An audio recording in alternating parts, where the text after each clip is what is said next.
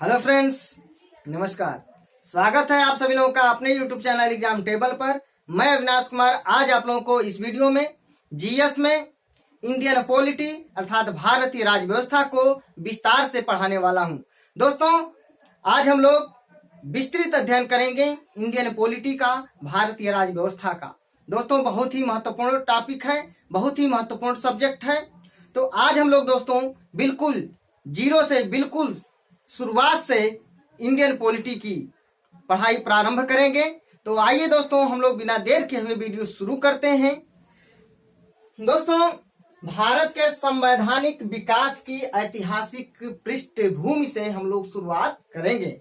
सबसे पहले हम लोग जानेंगे कि संविधान किसे कहते हैं। दोस्तों, संविधान अर्थात संविधान को जब हम लोग दो भागों में विभक्त करेंगे, जब उसका विच्छेद करेंगे तो बनेगा समधन विधान। समधन विधान अर्थात दोस्तों सम का मतलब समान और विधान का मतलब होता है कानून, अर्थात समान कानून। दोस्तों, इसको हम लोग एक लाइन में समझ सकते हैं कि ऐसा नियम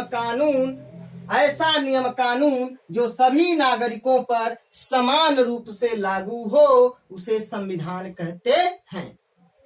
संविधान का मतलब समान कानून, सर्वोच्च कानून, सर्वोत्तम कानून, अर्थात दोस्तों ऐसा नियम कानून जो सभी नागरिकों पर समान रूप से लागू हो संविधान कहते हैं।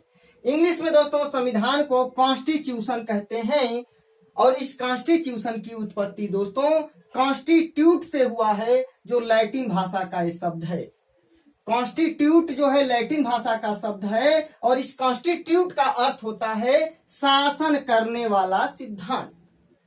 तो कॉन्स्टिट्यूशन अर्थात संविधान और कॉन्स्टिट्यूशन की उत्पत्ति कॉन्स्टिट्यूट शब्द से हुआ है, जो लैटिन भाषा का जो है शब्द है। और दोस्तों कॉन्स्टिट्यूट का अर्थ होता है शासन करने वाला सिद्धांत, अर्थात दोस्तों किसी भी देश का शासन जिन नियमों या सिद्धांतों के अनुसार चलाया जाता है उसे संविधान कहते हैं। शासन करने वाला सिद्धांत अर्थात किसी भी देश का शासन जिन नियमों या जिस सिद्धांतों के अनुसार चलाया जाता है उसे संविधान कहते हैं। अब दोस्तों हम थोड़ा सा विस्तार में हम लोग परिभाषा संविधान की देख लेते हैं। किसी भी देश या संस्था द्वारा निर्धारित किए गए वे सभी नियम कानून जिनके माध्यम से उस देश या संस्था का संचालन सुचारू रूप से किया जाता है संविधान कहलाता है। किसी भी देश या संस्था द्वारा निर्धारित वे सभी नियम कानून जिनके माध्यम से उस देश या संस्था का संचालन सुचारू रूप से किया जाता है उसे संविधान कहते हैं। मैं दोबारा बोलता हूं दोस्तों, किसी भी देश या संस्था द्वारा निर्धारित किए गए वे सभी नियम कानून, किसी भी देश या संस्था द्वारा निर्धारित किए गए वे सभी नियम कानून जिनके माध्यम से उस देश या संस्था का संचालन सुचारू रूप से किया जाता हो उसे ही संविधान कहते हैं। अब दोस्तों हम लोग संविधान की अगले परिभाषा के बारे में जान लेते हैं। अगला परिभाषा है दोस्तों कि किसी भी देश का संविधान उस देश की राजनीतिक व्यवस्था, सामाजिक व्यवस्था एवं न्यायिक व्यवस्था तथा उस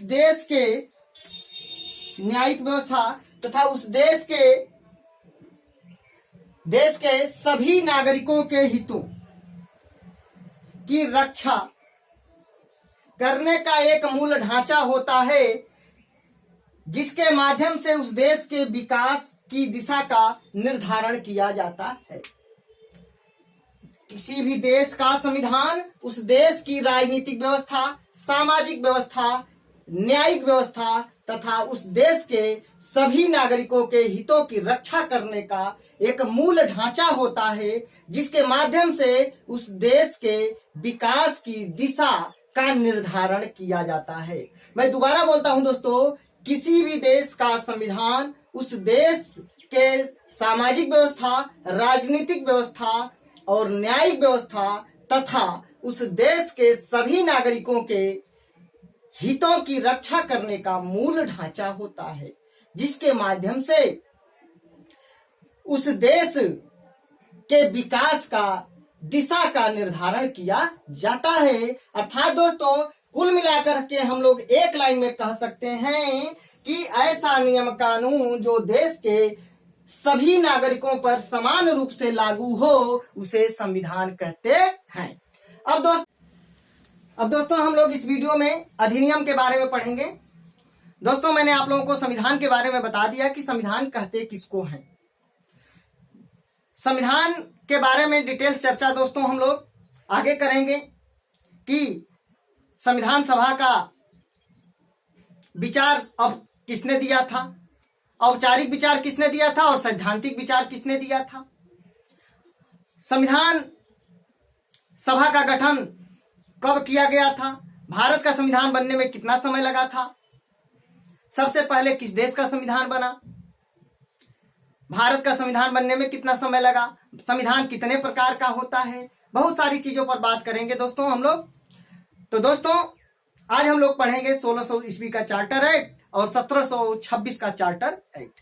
अधिनियमों में दोस्तों 1600 ईस्वी का चार्टर एक्ट है, 1773 का रेगुलेटिंग एक्ट, 1784 का पिट्स इंडिया एक्ट, 1813 का चार्टर एक्ट, 1833 का चार्टर एक्ट, 1858 का भारत शासन अधिनियम, 1909 का मार्लेमिंटो सुधार, 1919 का चेम्सफोर्ड सुधार या भारत शासन अधिनियम, 1935 का भारत शासन अधिनियम और 1947 का भारतीय स्वतंत्रता अधिनियम। इन सभी अधिनियमों को सबसे पहले हम लोग खत्म करेंगे, उसके बाद फिर हम लोग पॉलिटी का अगला पार्ट पढ़ेंगे, संविधान सभा के बारे में और बहुत सारी चीजें हम लोगों को पढ़ना है। तो दोस्तों आइए हम लोग वीडियो शुरू करते हैं। 1600 ईस्वी का चार्टर एक्ट। दोस्तों 1600 ईस्वी का चार्टर एक्ट को ही राजलेख कहा जाता है। अर्थात दोस्तों राजलेख का मतलब होता है, अर्थ होता है राजा का लेख।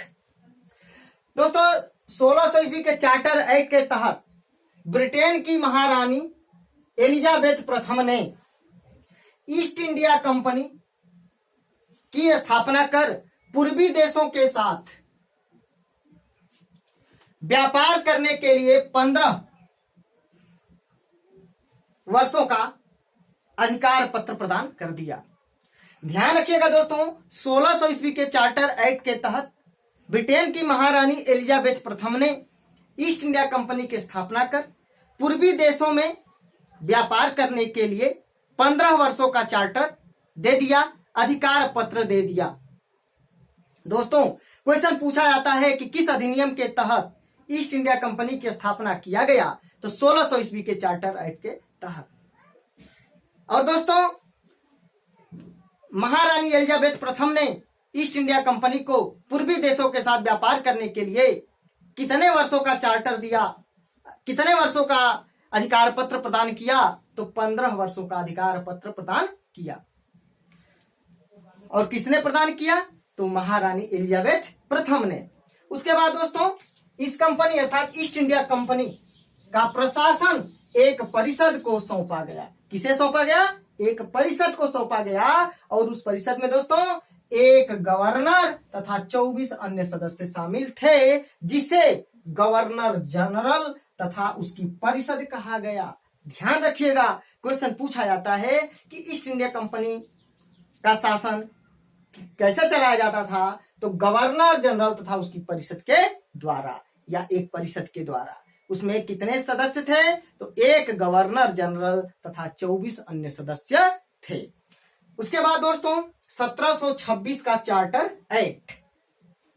इस एक्ट के द्वारा दोस्तों बंबई मद्रास कलकत्ता BMC बंबई मद्रास कलकत्ता प्रेसिडेंसियों के गवर्नरों तथा उनकी परिषद को विधि अर्थात कानून बनाने की शक्ति प्रदान किया गया। क्वेश्चन पूछ लिया जाता है कि बंबई, मद्रास, कलकत्ता प्रेसिडेंसियों को किस प्रेसिडेंसियों के गवर्नरों तथा उनकी परिषद को विधि बनाने की शक्ति प्रदान किया गया? तो 1726 के चार्टर एक्ट के तहत। तो दोस्तों 1726 के चार्टर एक्ट के तहत बंबई, मद्रास, कलकत्ता प्रेसिडेंसियों के गवर्नरों अर्थात राज्यपालों तथा उनकी परिषद को विधि अर्थात कानून बनाने की शक्ति प्रदान किया गया।